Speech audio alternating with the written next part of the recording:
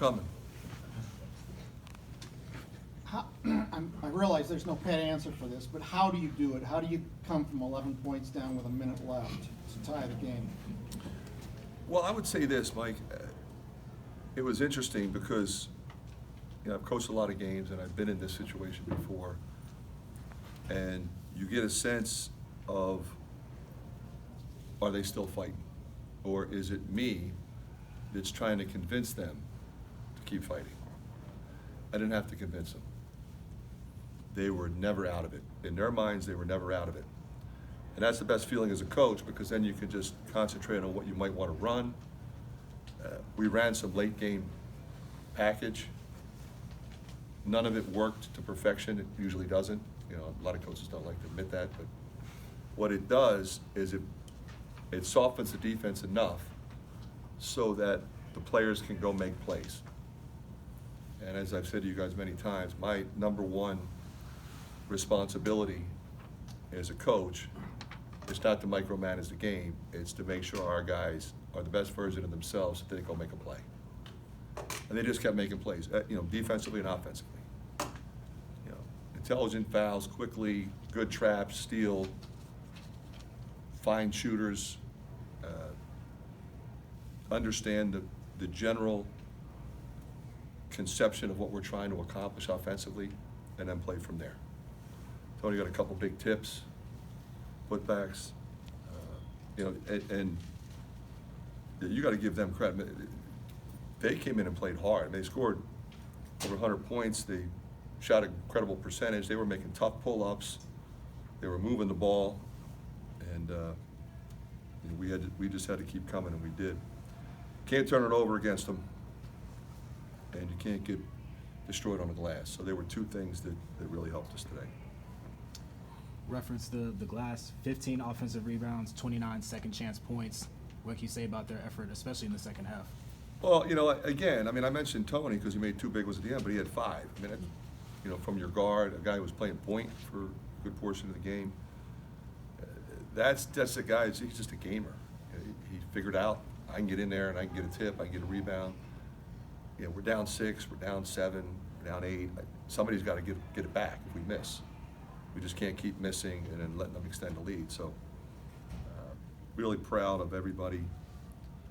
Chris had 3 offensive, but I challenged Chris to get the tip in overtime, and boy, he went up and just controlled it.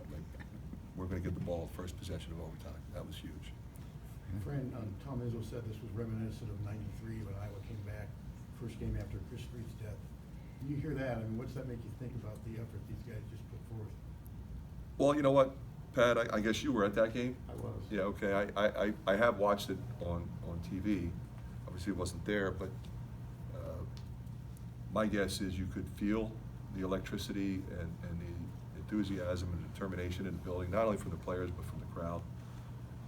So, to be compared with that game, says a lot about how incredibly loud and supportive this building was today and how it really helped our guys as they just kept coming. It didn't seem like anybody was tired at any point in time, and it was obviously a high-paced game. 3-point shooting was huge in that game, and obviously it was today. Does that just show you in this day and age you're never out of it with that shot?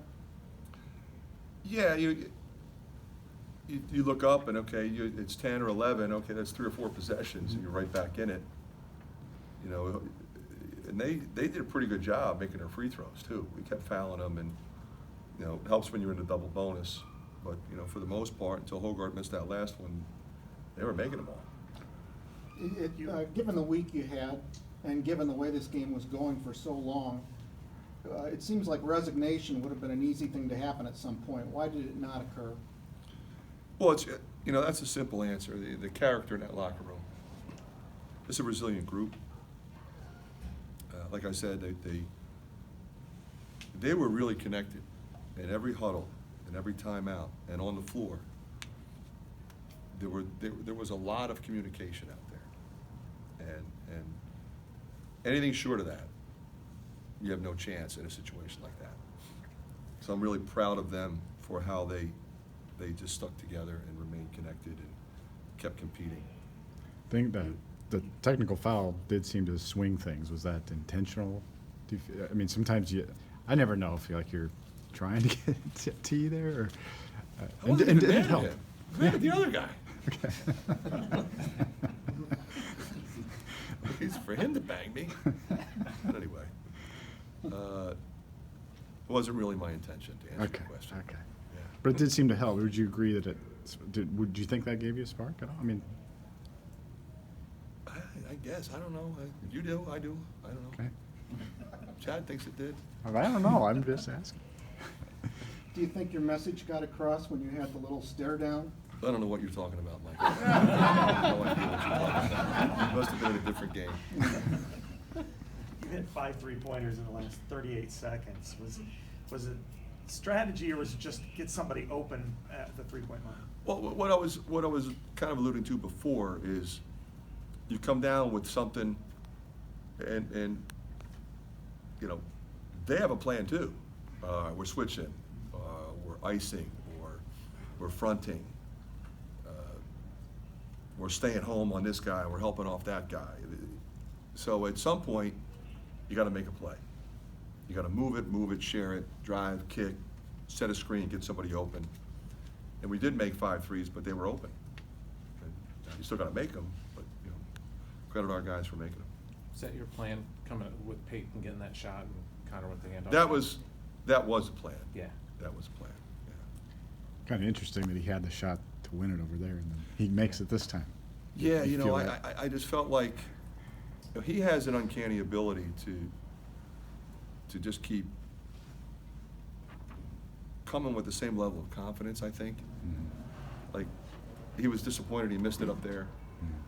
but you kind of felt like, okay, if he gets a shot again, he's gonna make it.